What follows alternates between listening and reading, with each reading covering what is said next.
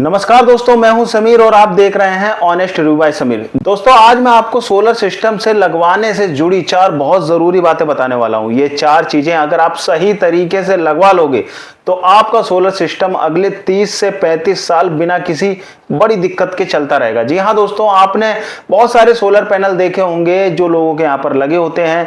उन्हें ज्यादा साल नहीं हुए होते लेकिन उनका सोलर पैनल का जो स्ट्रक्चर है वो हिलने लगता है, आंधी नहीं झेल पाता, कभी कभी तो सोलर पैनल उड़ जाते हैं। तो दोस्तों ये दिक्कत क्यों आती है? वो दिक्कत इसलिए आती कि ये 4 चीजें लगवाते समय वो लोग ध्यान नहीं देते। दोस्तों वो 4 चीजें कौन कौन सी हैं समझ लीजिए। बेस प्लेट और फास्टनर, इन्वर्टर, एसीडीबी बॉक्स और डीसीडीबी बॉक्स के बीच की दूरी कितनी होनी चाहिए, लाइटिंग अरेस्टर और सबसे महत्वपूर्ण चीज अर्थिंग। दोस्तों ये 4 चीजें हैं जो मेनली आपको देखनी चाहिए जब आप अपना सोलर सिस्टम इंस्टॉल करवाते हो। तो चलिए एक एक करके आसान भाषा में समझते हैं। पहली और सबसे जरूरी बात दोस्तों, बेस प्लेट और फास्टनर। सोलर सिस्टम छत पर स्ट्रक्चर पर खड़ा होता है। स्ट्रक्चर लगाने से पहले छत पर बेस प्लेट लगाई जाती है। बेस प्लेट को फास्टनर से कसा जाता है। और दोस्तों मैं आपको बता दूं, यहां पर सबसे बड़ी जो गलती होती है वो ये होती है कि टेक्नीशियन ड्रिल मशीन से छेद करते हैं। मान लीजिए 3 इंच या 4 इंच का फास्टनर डालना है, ड्रिल तो 3 इंच तक चला दी जाती है लेकिन फास्टनर डालते समय फास्टनर पूरा नहीं जाता उसके अंदर, केवल 1.5 या 2 इंच ही अंदर जाता है, बाकी पूरा का पूरा फास्टनर ऊपर रहता है। और जब फास्टनर पूरा अंदर नहीं जाता तो छत से उसकी पकड़ मजबूत नहीं होती है। आप भी समझते हैं दोस्तों कि जितना बड़ा छेद किया है प्रॉपर उतना फास्टनर नहीं जाता है। प्रॉब्लम सबसे बड़ी ये आती है कि स्ट्रक्चर हिलेगा क्योंकि फास्टनर पूरी तरह से अंदर गया नहीं और उसकी पकड़ ढीली रह गई।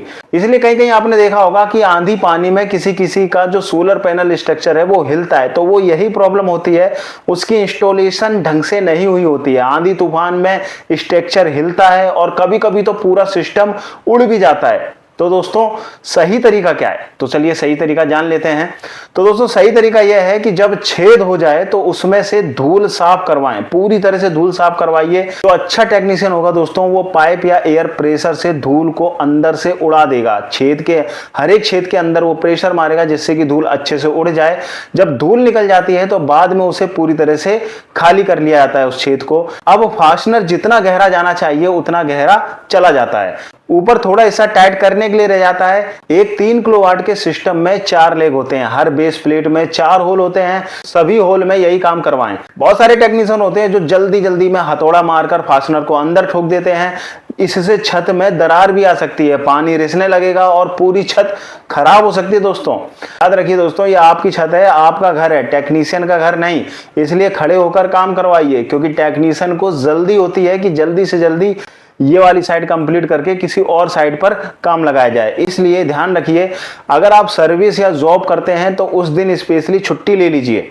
और साथ ही अगर 100-200 रुपए एक्स्ट्रा देने पड़े टेक्नीशियन की उस लेबर को तो वो भी दे दीजिए। इसमें कंजूसी मत कीजिए क्योंकि दोस्तों ये एक बार काम होता है, तो जितना अच्छा हो जाए उतना ही अच्छा रहता है। क्योंकि अगर आप थोड़ी सी भी ढील इसमें देते हो तो बाद में प्रॉब्लम बहुत सारी क्रिएट होती हैं। कभी कभी स्ट्रक्चर पूरी तरह से हिलता है, पानी रिसने लगता है, आपने जिस छत पर लगवाया है ऐसे होल हो गए कि प्रॉपर तरीके से सील्ड नहीं किए गए सीमेंट के थ्रू, और वो जब भी पानी भरता है आपकी छत पर तो वो लीकेज नीचे आने लगती है पानी की। तो ये बहुत जगह देखा गया है। इसलिए काम सही से करवाइए, बेशक आपको एक दिन की छुट्टी क्यों ना करनी पड़े आपके ऑफिस से। क्योंकि दोस्तों ये सुनने में देखने में छोटी बात लगती है लेकिन इससे आपका सोलर सिस्टम आंधी तूफान में भी सुरक्षित रहेगा। चलिए जानते हैं दूसरी जरूरी बात, इसमें आपको क्या ध्यान रखना है। दोस्तों इन्वर्टर, एसीडीबी बॉक्स और डीसीडीबी बॉक्स की दूरी। जी हाँ दोस्तों, इसका बहुत ज्यादा ध्यान रखना जरूरी होता है। इन्वर्टर के बाईं तरफ डीसीडीबी बॉक्स लगता है और दाईं तरफ एसीडीबी बॉक्स लगता है। बहुत से घरों में आपने देखा होगा कि इनके बीच की दूरी बहुत कम रख दी जाती है, मात्र सिर्फ 6 इंची या फिर उससे भी कम आपस में चिपका दिए जाते हैं, लेकिन ये गलत है। दोस्तों कम से कम 1 फुट की दूरी होनी चाहिए दोनों के बीच में, और अगर इससे ज्यादा हो जाए, 1.5 फुट हो जाए, मतलब 18 इंची हो जाए, वो भी बहुत बढ़िया है। क्योंकि बहुत ज्यादा जरूरी है दोस्तों ये दूरी। वो इसलिए अगर डीसीडीबी बॉक्स में शॉर्ट सर्किट हो जाता है तो उसमें गर्मी या आग इन्वर्टर तक ना पहुंचे। अगर एसीडीबी बॉक्स में शॉर्ट सर्किट हो जाता है तो भी इन्वर्टर सुरक्षित रहे। जब तीनों चीजें एक दूसरे से दूर होंगी तो कोई एक खराब खराब होने पर बाकी सिस्टम सेफ रहेगा, पैनल भी सुरक्षित रहेंगे। तो याद रखिए दोस्तों, एसीडीवी बॉक्स इन्वर्टर और डीसीडीवी बॉक्स के बीच कम से कम 1 फुट की दूरी तो बनाए ही रखनी चाहिए। चलिए दोस्तों, जानते हैं तीसरी जरूरी बात आपको क्या ध्यान रखना है। Lightning arrester. दोस्तों, लाइटनिंग अरेस्टर आकाश से बिजली से बचाव के लिए लगाया जाता है।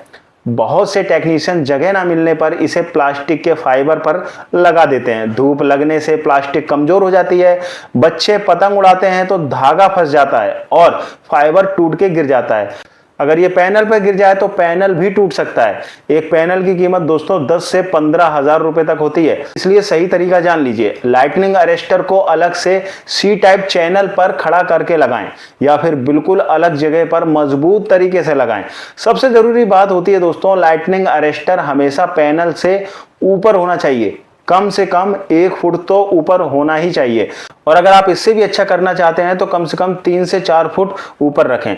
अगर लाइटनिंग अरेस्टर पैनल से नीचे लगा दिया गया तो बिजली पहले पैनल को नुकसान पहुंचाएगी, फिर अरेस्टर तक पहुंचेगी, इसलिए अरेस्टर को हमेशा पैनल से ऊंचा रखवाएं। चलिए अब जानते हैं चौथी जानकारी, यह है अर्थिंग को लेकर। दोस्तों, अर्थिंग हमारे सोलर सिस्टम में बहुत महत्वपूर्ण पार्ट होता है दोस्तों, लेकिन बहुत सारे टेक्नीशियन क्या करते हैं, अर्थिंग देते ही नहीं, सिर्फ काम चलाने के लिए अर्थिंग दे देते हैं और बोलते हैं अर्थिंग दे दी गई। लेकिन मैं आपको बता दूं दोस्तों, अर्थिंग किसी भी सोलर सिस्टम की जान होती है। कम से कम 3 अर्थिंग लगनी चाहिए। 1 अर्थिंग या 2 अर्थिंग लगाकर पैसे बचाने की कोशिश ना करें। वेंडर कभी कभी आपकी नासमझी का फायदा उठाते हैं, इसलिए वो अपने हिसाब से अर्थिंग करके जाते हैं और कहीं कहीं तो करके भी नहीं जाते। दोस्तों, मैं आपको बता दूं, अर्थिंग रोड कम से कम 6.5 फुट लंबी होनी चाहिए और कम से कम आधा इंच मोटी होनी चाहिए। अगर आप कॉपर में लगवाते हैं तो कॉपर थोड़ा महंगा पड़ता है। अगर आप कॉपर में नहीं लगवाने चाहते, अगर आप कॉपर कोटेड रॉड लगवा रहे हैं तो उसमें भी अच्छी क्वालिटी की ही रॉड लगवाएं। अब सबसे महत्वपूर्ण बात है दोस्तों, 3 अर्थिंग के बीच की दूरी। 1 अर्थिंग लगने के बाद दूसरी अर्थिंग कम से कम 3 मीटर यानी 9 फुट तक होनी चाहिए, तीसरी भी उससे 9 फुट दूर, और अगर जगह कम है तो कम से कम 1 मीटर यानी 3 फुट की दूरी तो जरूर होनी ही चाहिए। जान लेते हैं दोस्तों, दूरी होना क्यों जरूरी है। अगर आकाश बिजली आए और अर्थिंग से जमीन में चली जाए तो उसका असर दूसरी अर्थिंग पर ना पड़े। अगर असर पड़ गया तो बिजली वापस आकर पैनल या इन्वर्टर को नुकसान पहुंचा सकती है, इसलिए तीनों अर्थिंग को एक दूसरे की अच्छी दूरी पर लगाएं। आखिर में कुछ जरूरी सलाह देना चाहूंगा दोस्तों, टेक्नीशियन जल्दी जल्दी काम करके भागना चाहते हैं, वे मजदूर टाइप के होते हैं। अगर आप कुछ ज्यादा बोलेंगे वो झल्लाट भी दिखा सकते हैं, लेकिन आपको बहुत ही आराम से अपना काम निकलवाना होता है।